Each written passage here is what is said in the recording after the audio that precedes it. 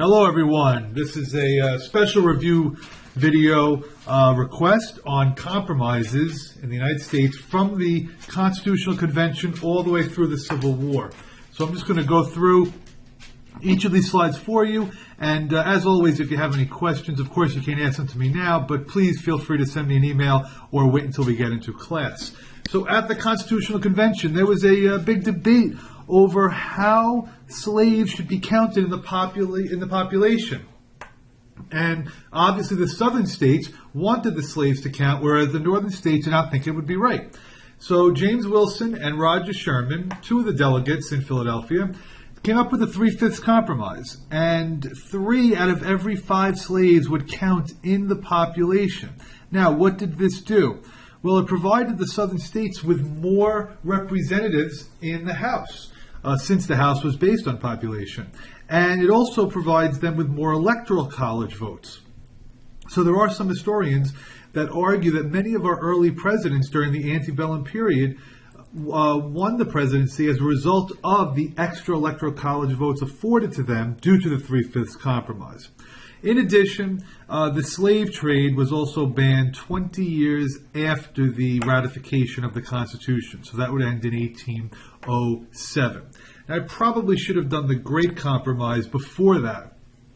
And the Great Compromise has to deal with how are we going to determine representation in our legislative branch. So after they came up with the 3 branches of government, the key factor or the debate was, what should the legislative branch consist of? And we have Edmund Randolph, who is from Virginia, who believed that states that have more people should have more representation.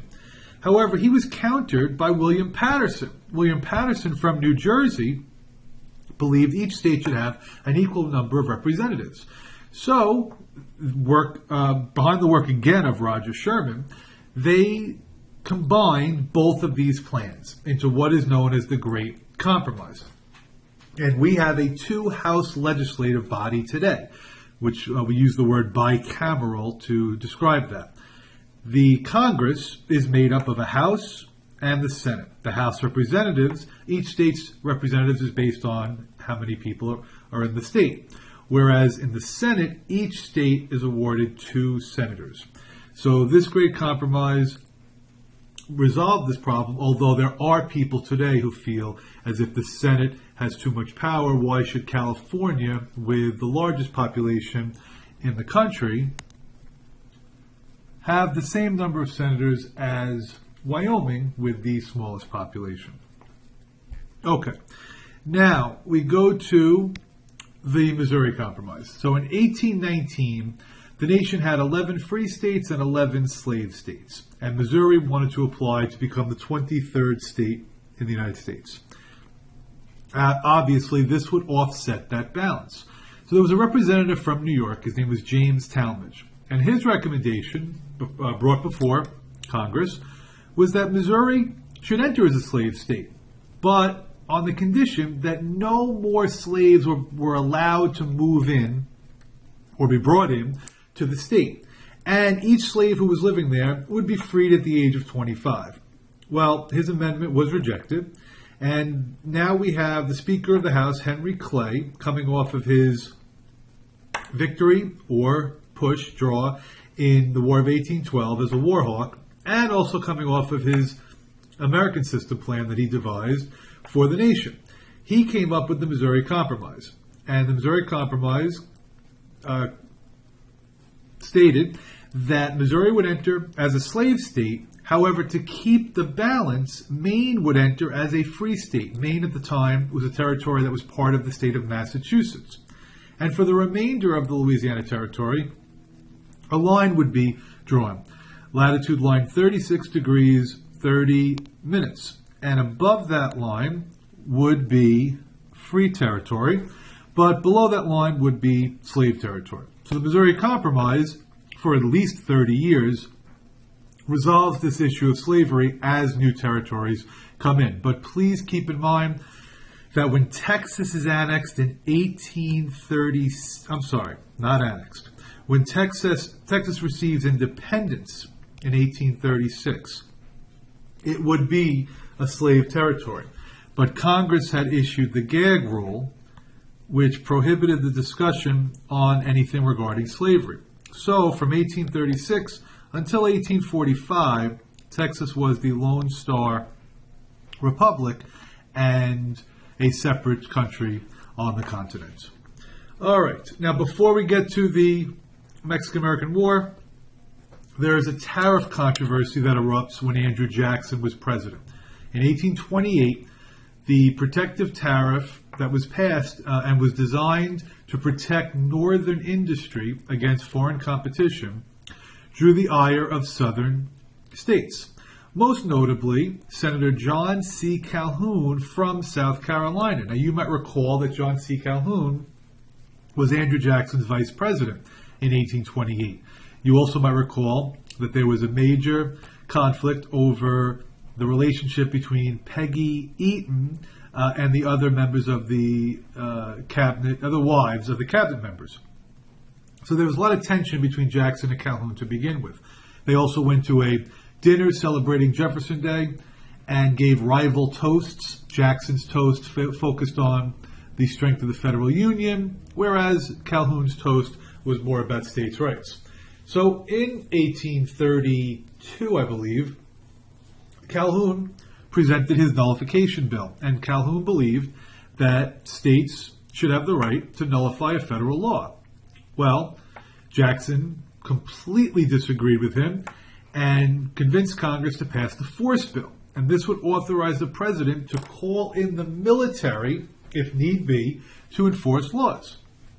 At that time, we were on the verge of a civil war, had it not been for the brilliant work, yet again, of Henry Clay, the great compromiser, who negotiated a compromise tariff of 1833.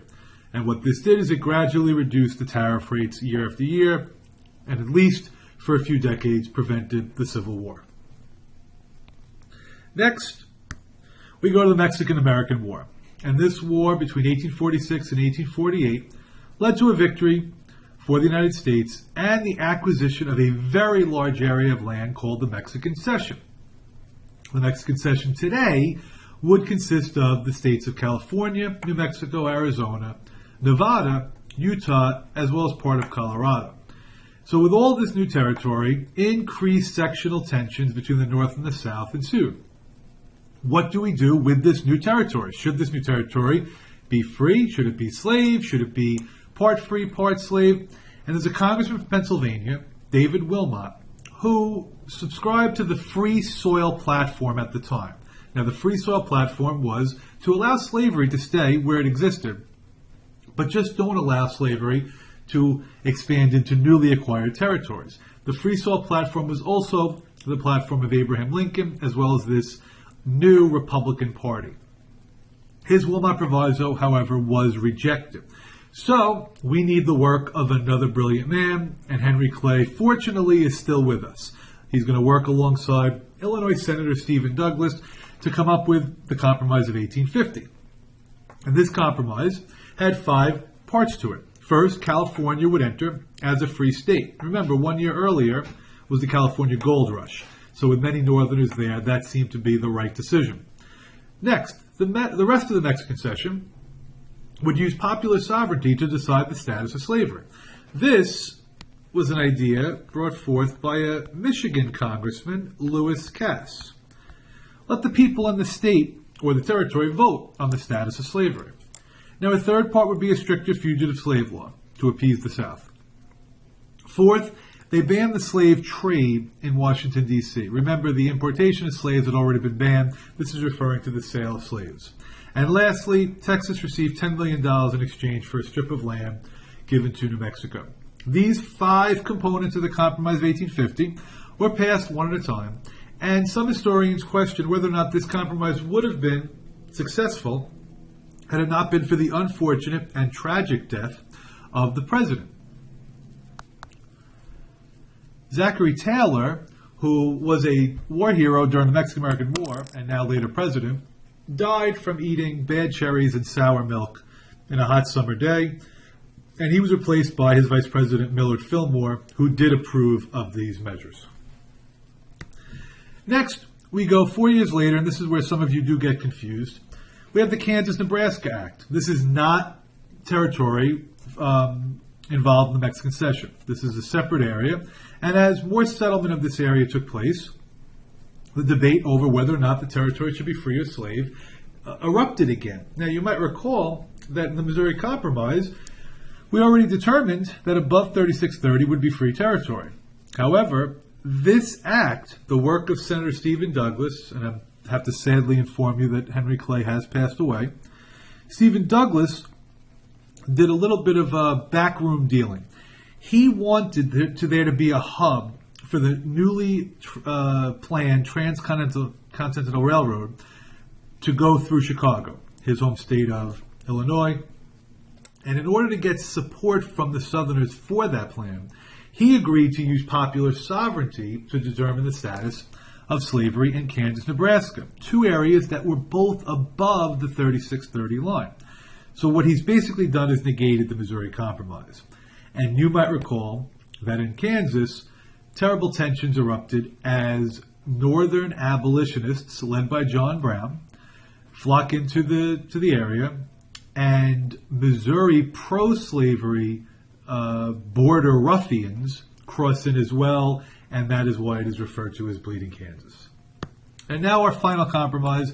In November of 1860, Abraham Lincoln was elected president, and there were many in the South who believed that his goal would be to abolish slavery. So, South Carolina became the first state to secede from the Union. Now, John Crittenden, from Henry Clay's home state of Kentucky, is trying to prevent further Southern states from seceding. So he calls his Crittenden Compromise as an attempt to go back to the 1820 Missouri Compromise line, which was the 36 degrees 30 minutes. However, and I actually didn't know this, it also included a clause that slavery could never be repealed in the Southern states. So I apologize if I did not teach this accurately the first time. It's really more the Northerners that are upset with the Crittenden Compromise. However, regardless, it fails either way, and after Fort Sumter, you will see the eruption of the Civil War. So I hope this helped everybody for compromises. I'm working. Hopefully it's a little bit more animated, and I'm just going to keep getting to work and go on to period 4, 5, 6, 7, 8, 9 videos. Have a good day. Talk to you later.